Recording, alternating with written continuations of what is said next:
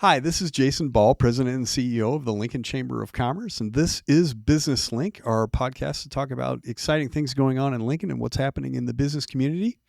I'm here in the AOI Podcast Studio along with a very special guest, Mike Boyle, who's the president of Kawasaki Motors Manufacturing here in Lincoln. Mike, welcome to the AOI Podcast Studio at the Chamber. It's great to be here. Thanks, Jason.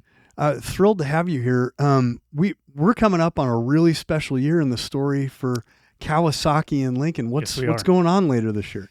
So in October, we celebrate our 50th anniversary here in Lincoln. Yeah, we're really excited about that. 50 years. Yeah. That's when you think about 5 decades of impact and growth in the community.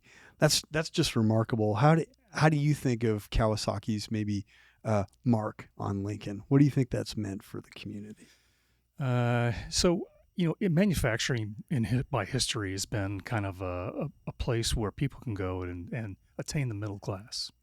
Yeah. So I think we've done that over our 50 years. We've seen a lot of families come in and work for us and go on to a better life. And I think that resonates throughout the economy, throughout Lincoln. Yeah. So that's probably what I'm most proud of our company being here. How did, just out of curiosity, because I think a lot of people don't know this story, how did Kawasaki choose Lincoln out of all the places they could go 50 years ago in the U.S.? Why Lincoln? Can I back up a little bit? Because there's a little bit of history that precedes that is kind of links to this. So Kawasaki came to the U.S. in 1965 and located in Chicago. Yeah. And at that time, they set up 5 distributorships to sell motorcycles throughout the U.S. One of those distributorships was in Gary, Nebraska. Okay. Fred Masick had a company called Masick Auto, and they were one of our first distributors. And he had a son, Alan Masick, working for him there, and he caught the attention of Kawasaki executives. Yeah. And he was hired on and became Kawasaki's first vice president of marketing in the U.S. Moved to California when the company moved out that way. So as things kind of went along, the U.S. Motorcycle market was growing at 20% a year. Yeah. 80% of the vehicles Kawasaki made in Japan were sold in the United States. And Kawasaki was really the last of the big 4 Japanese motorcycle companies to locate in the U.S. So we were a little bit behind everybody else. So to gain market share and do something a little bit different, we started thinking about, should we build a plant in the U.S.? Yeah. Also at that time, the Japanese yen was very strong. Japan was rising as a society and economic force. So their currency was increasing in value relative to the U.S. dollar. Yeah. And so bringing vehicles to the U.S. at that time, the profit margin was really getting eaten up by the currency exchange rate. Yep. Also at the same time, Harley-Davidson was struggling with their sales. So they went to the U.S. government to start a tariff on big bore motorcycles. So given all those different situations, we decided about 1972 that opening up a factory would give us a leg up on our competitors from Japan here in the U.S. and take care of the exchange rate issues and tariff issues, but also having a plant in the U.S., we could get great customer feedback, respond to that immediately, and help us gain market share as kind of a late newcomer to the market. Yeah.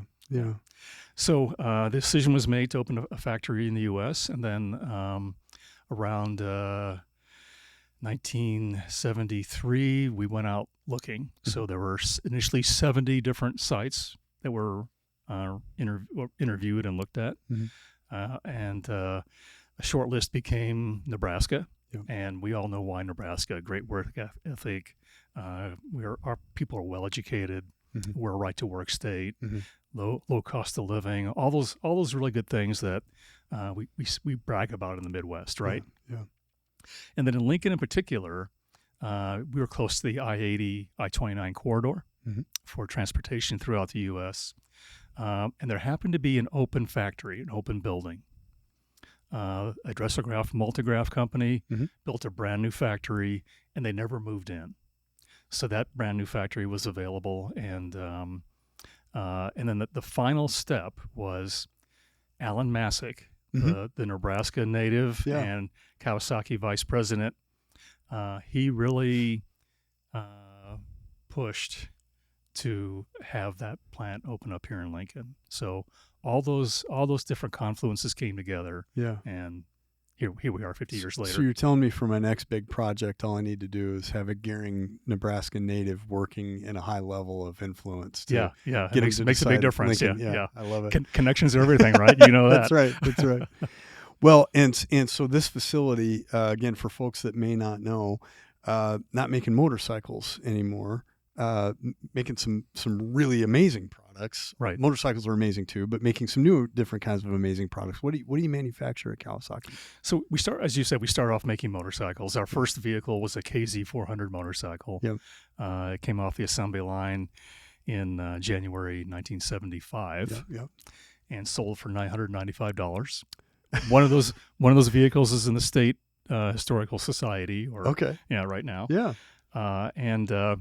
We throughout the years we made different products. Of course, jet ski was the second product we made. Here we actually invented that market here in the U.S. Oh wow. Personal watercraft market. Yeah. After that, snowmobiles, three-wheel ATV. We built industrial robots for a while. Now we're building off-road four-wheeler units, utility vehicles and recreation utility vehicles. We're building ATVs, all-terrain vehicles. That's in one of our divisions. We have a second division making rail cars. These are subway and commuter cars for metropolitan transit authorities on the East Coast, typically. And then we have an aerospace division. We're making cargo doors for Boeing 777 aircraft. Yeah. So quite a variety of different products we made over the years. I think it's amazing how products that originate here in Lincoln are traveling in the air with Boeing. They're getting people to and from in places like New York and Washington, D.C. and on the East Coast. So it's such a point of pride for our community to have that come out and touch so many people and so many lives in that way. Yeah, so everywhere I go, when I tell people I work at Kawasaki, they always have a story about a vehicle or motorcycle they've had or an ATV, or if they've been to Washington, D.C. or New York City and rode on the metro there, they say they saw our on our cars. There's a plaque on each car. Yeah, and a lot of people see that plaque, and I get an email from them later on saying, "Hey, rode in one of your cars. It was great." Yeah, that's awesome. You've got an interesting story in terms of your career's growth with the company. Can you just kind of tell people how you began to work with Kawasaki and where you've been with Kawasaki? Sure. I was a non-traditional student. Yeah. So after high school, I worked various jobs for a while. I actually worked on the assembly line at Kawasaki on the motorcycle line for a little while. I went back to school, got a mechanical engineering degree. And upon graduation, I remember loving the product at Kawasaki. My wife and I wanted to stay in Lincoln, so I went back to work as an engineer there. And I've had all kinds of jobs.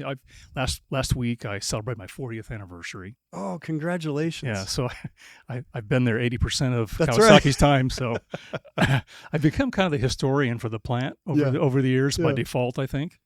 But I've managed engineering departments, quality, IT. I've been vice president of the plant, and now I'm president. Yeah.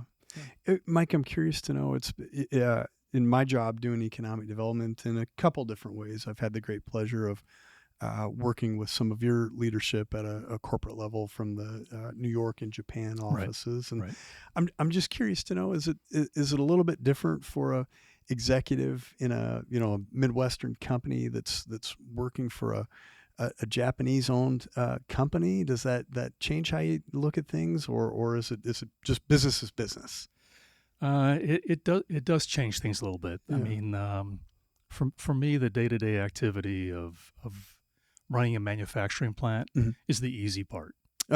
Right. The technology and so on, that's the easy part. Yeah. The cultural differences are a little bit difficult. You're not always sure how to approach certain situations.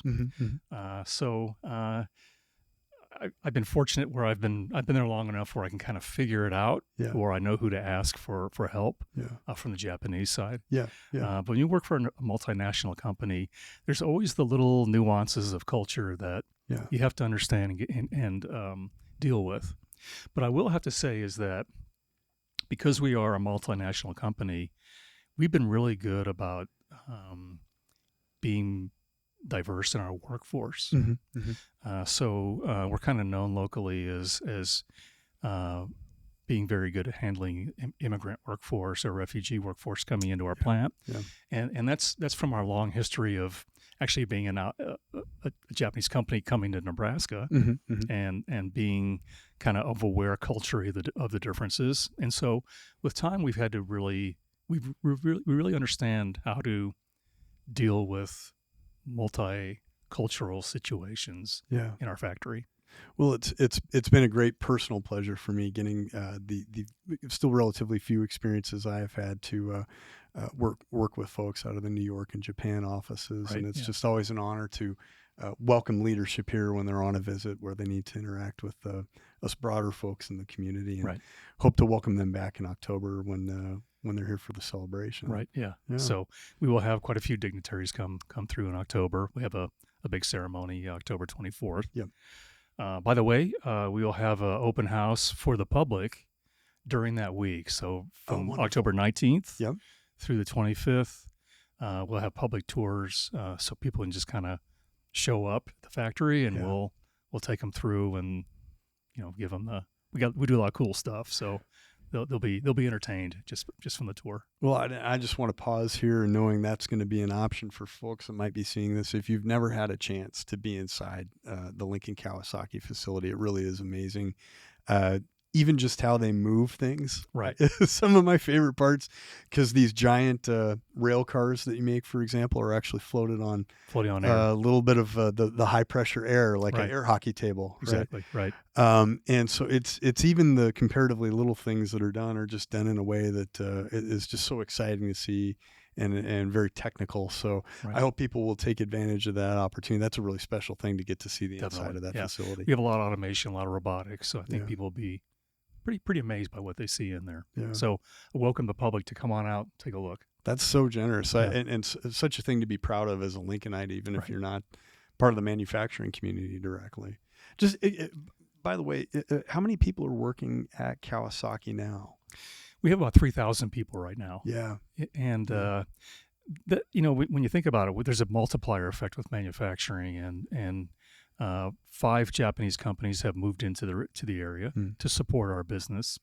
So probably you include those 5 companies, there's probably about 4,500 people associated with the work that we do here in Lincoln, let alone the other Nebraska manufacturers that we buy parts and components from.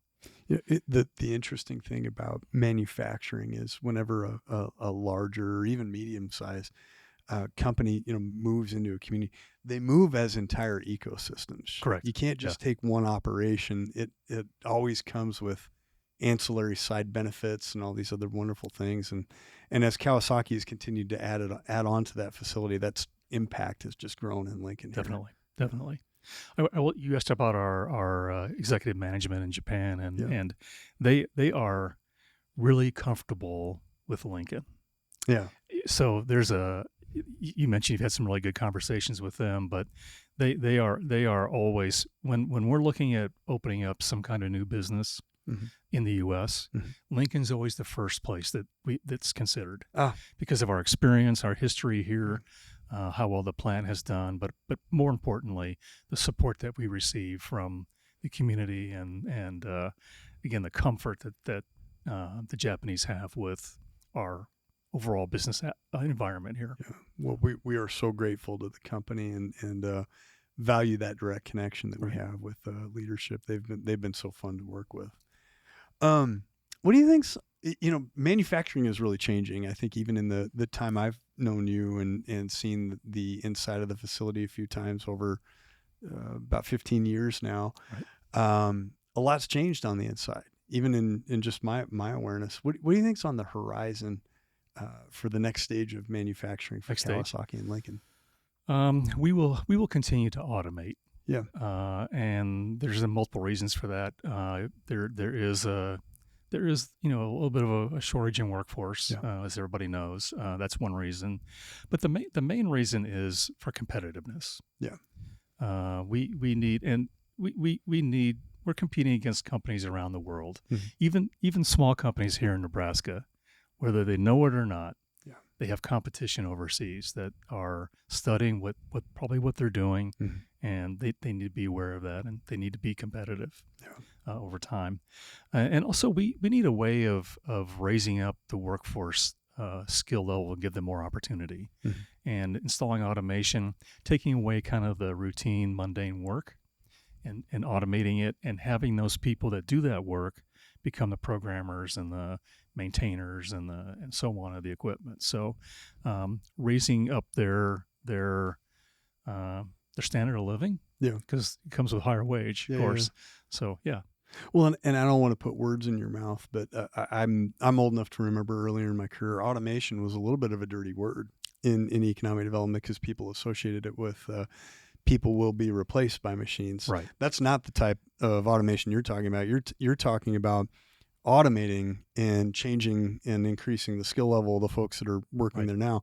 It's not fewer people working at Kawasaki. It's the same people doing higher impact and often jobs that aren't so hard on bodies. Correct. In a career. And so it really improves their quality of life, both through wage scale, but also through other opportunities within the company. Is that a fair characterization? Oh, definitely. I started actually as an automation engineer at Kawasaki, and I can tell you, we never reduced staff by adding automation throughout my career, 40 years.